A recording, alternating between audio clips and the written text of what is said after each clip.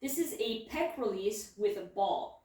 Now, this is self-myofascial release where we're releasing the tissues on our own here. So that pec muscle inserts on the sternum, and then the fibers fan across and insert on your shoulder here. So we can work anywhere in this area. So if I use a lacrosse ball, the smaller balls will naturally be able to get into those littler spots.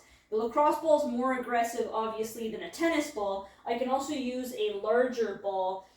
This is a proper mobility ball, or you could use a softball, will work great. So for the smaller balls, I'll usually do them up against a door frame. In this case, I'm doing it up against my squat rack. So I'm going to place that ball, find an area on my pec.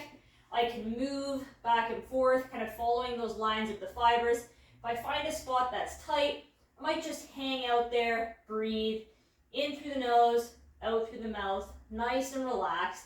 I can also play around with my arm position, reach forward and back, or reach out or up and down as well. So I can either move or I can just hang out and move my arm.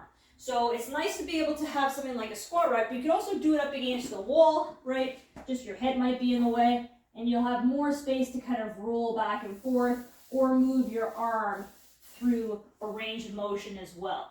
So the lacrosse ball, like I said, a little more aggressive. When I use a tennis ball, I'm a big fan of working around the clavicle, so that upper collarbone. I'll kind of follow below that line with the tennis ball and kind of pressure point and work there is a great way that I find to use the tennis ball. Now, if you're using a larger ball, you can also do it up against the wall, but I'm a big fan of doing it on the floor with that larger surface area. My head's out of the way, and I can roll, same thing, back and forth, finding tight areas, or I can move that shoulder again through a nice range of motion and explore different movements here.